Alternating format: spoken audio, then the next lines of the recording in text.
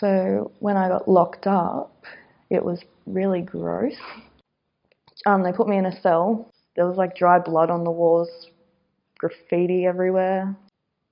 Yeah, there was no blanket. There was there was like a little thin mattress on the bed, and the toilet was right next to your head. I sat there the whole time for about 3 hours, and there was heaps of people in there. I don't know, can't remember what. Oh, it was around Christmas time. There was like a lady in front of me in the cell in front of me in the brown lock-up clothes, screaming her head off because the radio wouldn't turn on. You can't escape from it. It's like right there. They didn't even let my dad know, so I could have been left there for who knows how long. But yeah, it was just a really bad place to be. I've never been to a courthouse in my life until my kids. Till I had kids. Never seen one. Never been to a police station in my whole life until I had kids. When I was little, I really wanted to just be a smart goody two-shoes because I used to watch my brother. Like, yeah, I'm going to show my brother up. And yeah, all throughout primary school, I was like, yeah, I'm going to go to uni, I'm going to get good grades, do this, do that. Got all straight A's in primary school, and then I hit high school and went downhill. I was 16 in year 11, and that's when the court system all started. And that's when it all started getting messy for me. Like, I was still doing my schoolwork, but still running amok from year 8 to year 10. Well, I was good for the first 6 months, I would say. And then I did start to get the teachers, oh, you're his little sister. Yep. And then they'd just treat me like crap in class, not help me like they used to. And I'd just be like, look, I'm going to go run amok. And that's when that all started with the justice system. Mum got a letter. I don't even remember this. I was at work. And when I got home from work, there was a card in the door asking me to ring the police station. For me and Mum to go in for an interview? That's how I found out. Yeah. And how did that make you feel? Angry. I was angry because I didn't want to go through court again. No.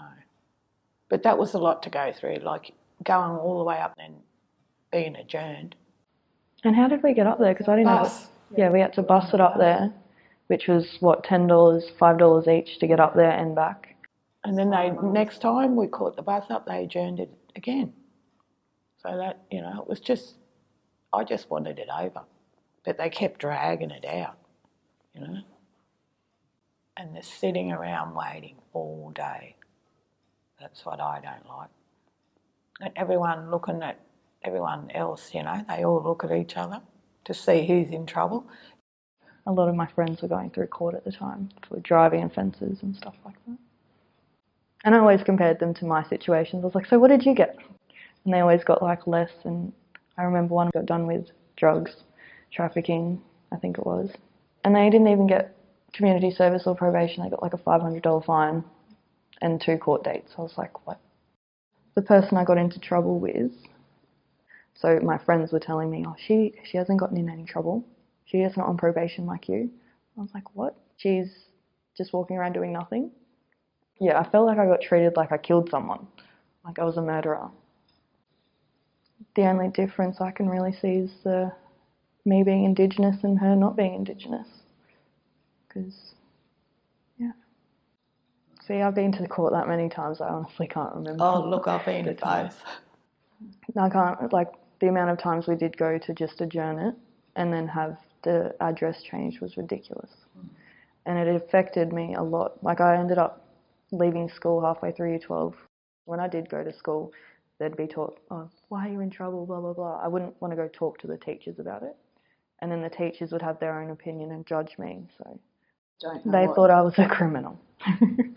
Yeah, like I got looked at as a criminal and, oh, she's scary as, don't go near her. Because it was all just too much, having to work, concentrate on study, do 100 hours community service, check into probation every month.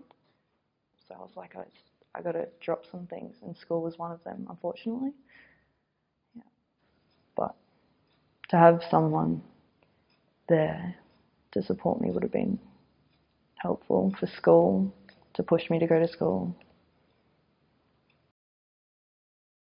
The most difficult thing about me being in the justice system was having to prove myself to them, to show that because at the time, I had a job, went every day. I was studying a Cert 2 in retail. Yeah. But I still had to prove to them that I wasn't going out drinking every weekend, getting into fights, wanting to bash everyone. They always made me feel like a piece of crap, I reckon. But I was a good person, like that was one mistake, a one-off thing, and they couldn't see that. Yeah, one thing that I would have liked to have at court would be someone Indigenous standing next to me. I know they have the Murray court system and all that now, but just to have it, like someone Indigenous to stand next to you and represent you, I feel would be a big thing. Because when I stood in front of the judge, I felt intimidated because I was Indigenous and I was a young person. But I reckon if I had an older or like an elder standing next to me, they'd look at me in a different way. Yeah. But also it would be awesome if you could have an Indigenous judge. It would be. It'd be really awesome. I don't think they got any, do they? There would be, yeah, because there's Indigenous police officers, there's Indigenous God, I've never people seen doing one. all types of jobs. So yeah, to have an Indigenous judge, I know, like with a room full of white people, it'd be awesome to have an Indigenous judge to fairly treat you in front of everyone, not just the Murray court, just in front of everyone. It would be awesome. My relationships with the professionals in the system, I'd have to say like all the youth workers and the probation officers and the support workers were great. The only people that I think that used to look down on me would be the police officers that were there, the judges, the magistrates and the legal reps. You never got a smile out of any of them because you know you were there because you're a criminal. That was pretty much it. I remember at one of my court cases, me, my mum, my brother was sitting there, and that was when I breached my bail. 3 police officers walked up to me and wanted to take me away with them. Pulled out the, handcuffs? I thought they were handcuffing you and taking you. So did I.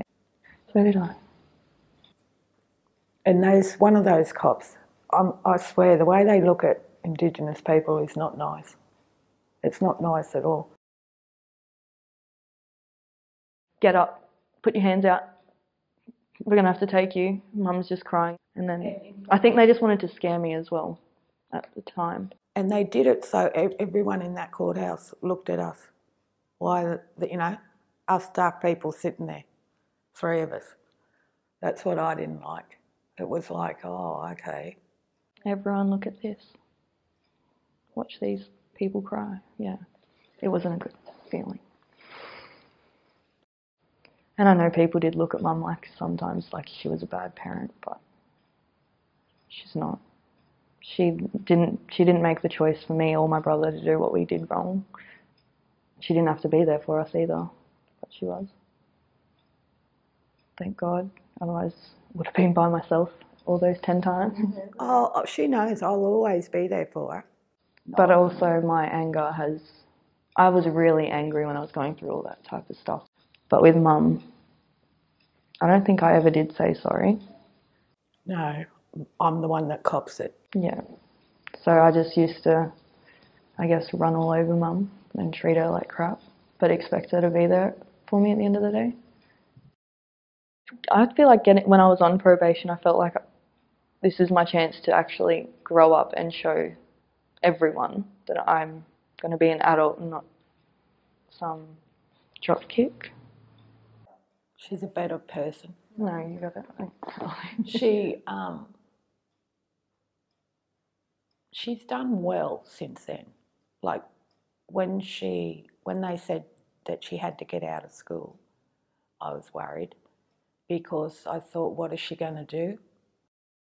And she did well. She was doing well.